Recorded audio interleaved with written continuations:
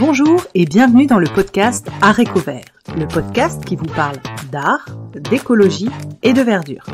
Je suis Pauline Leroux, ingénieure agronome passionnée de plantes et je vous emmène à la découverte de la couleur végétale et de toutes ses applications.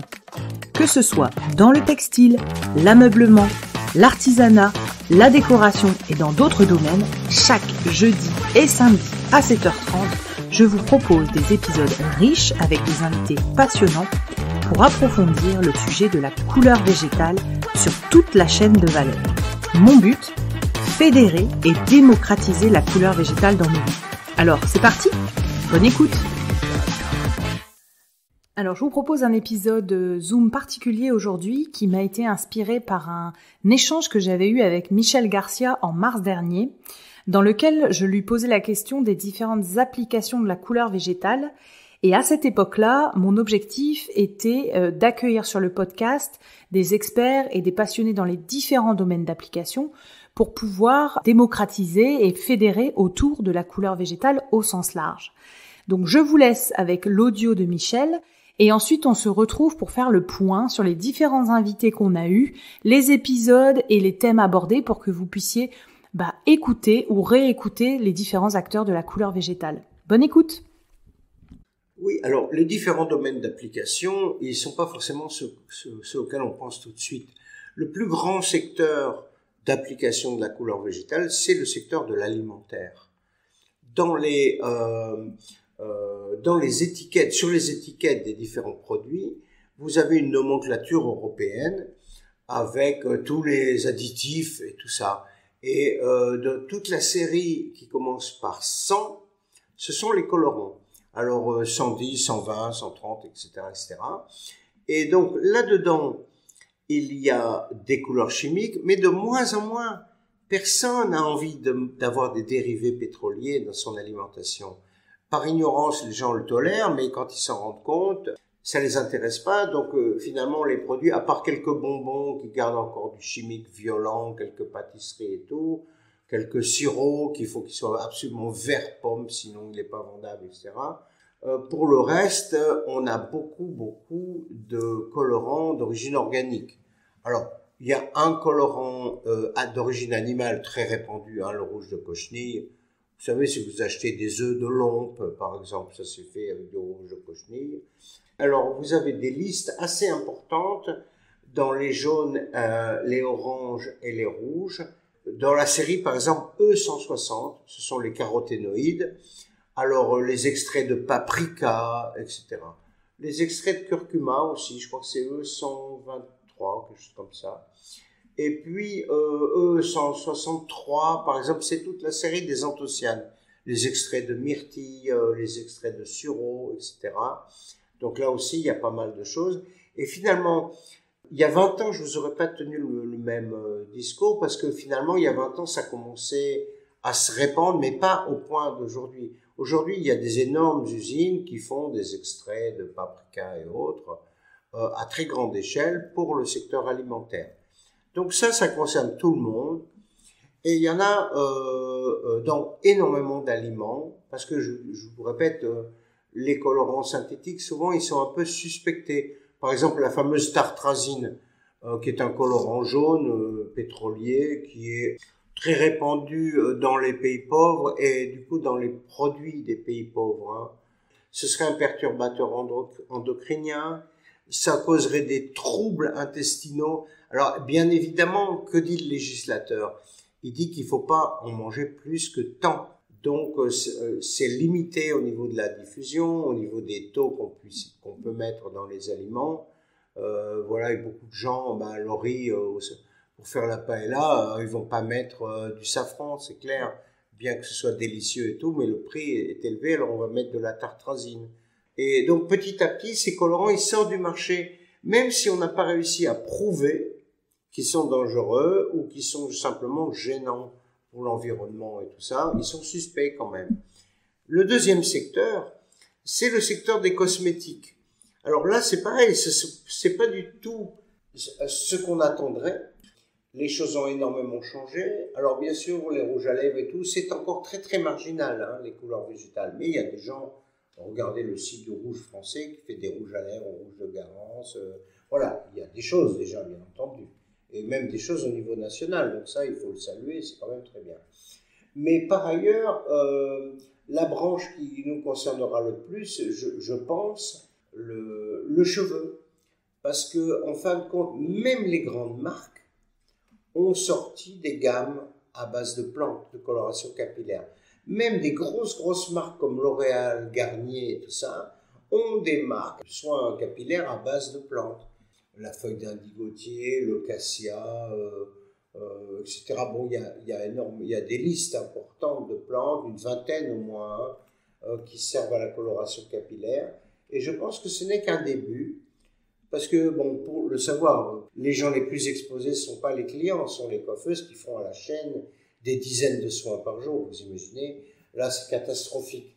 Donc, en fin de compte, les colorants chimiques pour cheveux, les classiques, la paraphénylendiamine, le picramate de potasse, le pararésorcinol, etc., tout le monde est convaincu que c'est pas bon du tout. Il y a même des œdèmes de Quincke qui sont générés par certains de ces produits. Alors bien sûr, il y a d'autres gammes de produits chimiques qui rentrent dans les permanences. Tout le monde se souvient des colorants de cuve. Hein, c'était des colorants, ça sentait l'œuf pourri. Quand la grand-mère, elle sortait du coiffeur, là, elle était auréolée d'une odeur d'œuf pourri parce que c'était de l'hydrosulfide de soude qui était le réducteur. Donc alors tout ça, ça sort du marché, hein, comme les fameuses couleurs à l'ammoniac. Hein, c'était ça, ammoniac, hydrosulfide de soude. La mémé, elle était sous son casque pendant 2 heures avec des mixtures épouvantables et tout.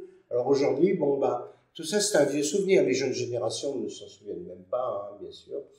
Donc, le secteur cosmétique et paracosmétique, parce qu'on pourrait rajouter l'hygiène de vie, en quelque sorte. Il y a beaucoup de colorants médicinaux, bien entendu. Je prends l'exemple du sirop de pêche, hein, qui est coloré avec des tagettes, l'extrait de tagettes, les œillets d'Inde. Et donc, du coup, le sirop de pêche, il rééquilibre. On peut parler d'alicaments, en quelque sorte. Voilà. Donc, les colorants, leur effet médicinal, il peut rentrer dans le quotidien par certains biais comme ça. Alors, le secteur du textile et le secteur des beaux-arts, ils sont plutôt aux mains d'artisans. C'est-à-dire, on ne parle pas de grosse industrie, là. Hein. Pour l'instant, ce sont des petites entreprises. Alors, il y a des niches de marché qui correspondent au luxe. Évidemment, je ne donne pas des noms, mais il y a des grosses marques qui utilisent du végétal pour teindre, pour imprimer, etc., dans du luxe. Mais sinon, l'essentiel, disons, de la teinture végétale, surtout dans nos pays, est aux mains de petits artisans. Des petites boîtes c'est réservé à des filières courtes. Il n'y a pas de 36 intermédiaires et il n'y a pas de marge insolente dans les supermarchés et tout. Quand vous voyez un t-shirt à 8 € dans un supermarché, vous pouvez vous douter qu'il l'a peut-être acheté à 4 et que du coup ça passe par une centrale d'achat, je ne sais pas quoi, qu'il a acheté à 2 et le pauvre type qui a fait pousser le coton et l'autre qui l'a teint, ils ont touché quelques centimes. Donc il y a une espèce d'injustice sociale. Et la couleur végétale, elle porte un message de filière courte et de respect des personnes et de leur environnement. Au niveau artisanal, on peut soigner ses effluents, on peut faire attention à ne pas acheter des trucs à l'autre bout du monde, mais intégrer un peu des sous-produits, des produits de covalorisation, de récoltes associées, de déchets verts, etc. Voilà. Donc il y a tout un foisonnement d'idées dans l'artisanat dont l'industrie ne s'est pas encore emparée. Et du coup, à l'échelle humaine, on a des produits humains, en quelque sorte. Donc, pour l'instant, c'est la partie textile. Et pour les beaux-arts, c'est peut-être encore plus marginal, alors que dans le passé, la couleur végétale occupait une place très importante dans le monde de la peinture. Aujourd'hui, bon, ce sont quelques artistes qui font eux-mêmes leurs couleurs ou qui vendent un petit peu de peinture en tube, de pigments en poudre. Donc pour reprendre dans l'ordre les domaines qu'a cité Michel Garcia, le premier c'est l'alimentaire. Donc là pour le moment je n'ai trouvé aucun invité sur ce sujet-là. Donc premier appel, si vous connaissez une entreprise qui travaille les colorants alimentaires, etc., n'hésitez pas à relayer. Ensuite dans la cosmétique, donc on va recevoir en effet le Rouge Français que j'ai contacté avec Élodie Carpentier. Donc ça sera l'épisode 52 qui va sortir là le 2 novembre.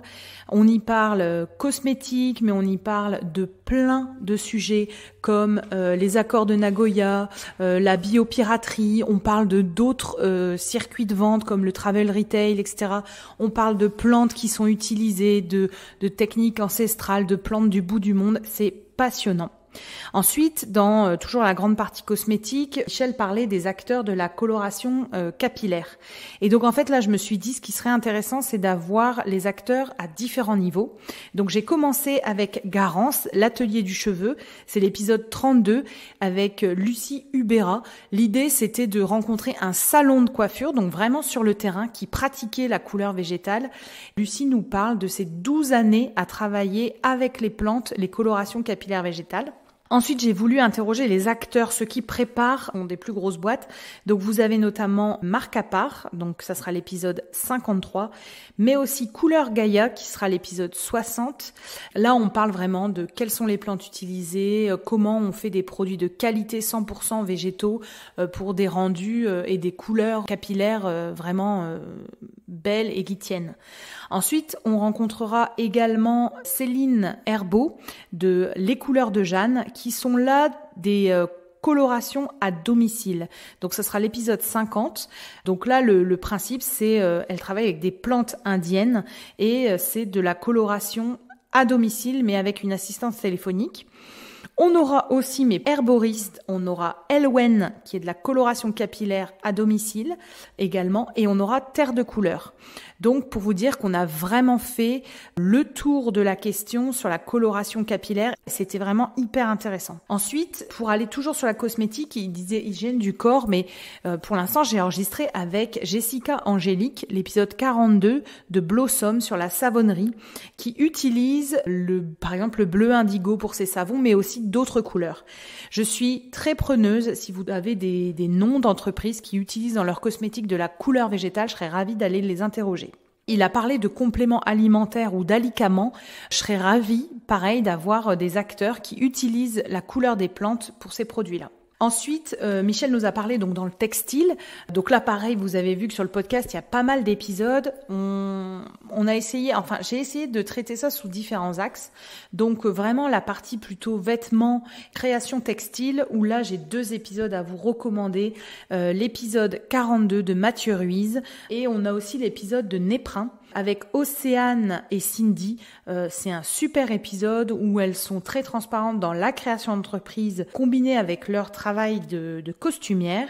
C'est le numéro 38 qui est sorti cet été, donc je vous invite vraiment sur la partie vêtements, à écouter ces 2 épisodes. Ensuite, j'ai fait une rubrique lingerie. Donc, le premier, c'était Bombo avec Laurine Vaudet. C'est un des premiers épisodes, c'est l'épisode 8. Et le deuxième épisode, c'était avec Marion Rocher de Simplement Lingerie, donc l'épisode 13. Troisième acteur, c'est Stéphanie Colombo de Naturaphile. Donc Stéphanie Colombo, c'est l'épisode 40. Pareil, Stéphanie nous parle de sa recherche de plantes en Inde, de process en Inde et de tout rapatrier le plus près possible, de faire le maximum français. C'est passionnant. Donc sur la lingerie, on avait 3 acteurs, mais dont une qui reste Naturaphile. Ensuite, j'aimerais faire une rubrique sur les accessoires. Alors, je sais qu'il y a beaucoup d'accessoires type banane, type chouchou, type foulard. Donc, on a notamment eu Chantal Guillon, c'est l'épisode 45, qui nous parle surtout de la mode de luxe et de sa reconversion dans la teinture végétale avec Costa Flora. Et elle fait des écharpes. Mais on aura d'autres acteurs sur le podcast qui sont plutôt sur des accessoires. Et enfin, je voulais faire un zoom auprès de vous sur le costume, parce qu'en fait, je me suis rendu compte qu'il y avait beaucoup de mes invités qui avaient soit démarré par le costume, soit qui continuaient à pratiquer le costume. Donc, je pense notamment à l'épisode 3 de Clément Bautier, qui nous parle des costumes dans le cinéma. C'était passionnant. Néprin, donc Néprin, épisode 38, Océane et Cindy, ont commencé par une formation costume, mais pas la même, elles sont complémentaires, mais continuent cette activité en parallèle de leur création d'entreprise. J'ai appris dans l'épisode 46 de Suzy Gallo de Colore ton monde qu'elle avait une formation de costumière, et notamment Sandrine Rosier avec qui j'ai enregistré, donc ça sera l'épisode 54 qui sortira, où voilà, on fait un zoom sur la partie costume. Et enfin, donc on a fini pour le moment la partie textile. J'aimerais, pareil, je lance une bouteille à la mer, si je pouvais avoir une marque type les jeans 1083, je crois que c'est ça, ou Atelier Tuffery qui lance des vêtements, je serais ravie. Donc je lance ma petite bouteille à la mer. Et enfin, donc le dernier secteur qu'a mentionné Michel Garcia, c'était les beaux-arts. Et alors donc là sur les Beaux-Arts, bien sûr on a rencontré des fabricants de pigments. Donc on a rencontré Greening avec Patrick Brenac et Isabelle, les épisodes 9 et 10 où on parle des transformations possibles. On a eu également donc pour l'épisode 26 Anne de la Sayette qui est du crit horticole et également de couleur de plantes, où pareil elle propose des pigments et des préparations particulières. On a également, et c'est un épisode qui va sortir prochainement, Anne-Sylvie Godot de l'entreprise Lutea, donc en Belgique. Son épisode sort en décembre, le 7 décembre. Et en fait, là, pareil, on aborde tout ce qui est aquarelle et pigments. Mais je sais que, par exemple, nos chères agricultrices, donc du Champ des couleurs, donc c'est l'épisode 29, si je dis pas de bêtises, proposent également des préparations pour les beaux-arts. Ainsi que Livaden, donc Stéphanie Égaré de l'épisode 33. Et enfin, ça s'arrête pas là. J'ai trouvé des applications de la couleur végétale dans des secteurs improbables, en tout cas pour moi, notamment le secteur de la lunetterie. J'ai appris qu'on pouvait teindre les verres de lunettes avec des pigments végétaux. En tout cas, que c'était en gros projet et en essai. Donc notamment dans l'épisode d'Élodie Carpentier, on en parle. Mais également que cette application pourrait se mettre sur l'automobile avec notamment les fenêtres de voiture, les vitres de voiture et pourquoi pas les vitres d'avion, etc., etc. Donc en fait, c'est cette recherche de teindre le verre avec des pigments végétaux serait hyper passionnante.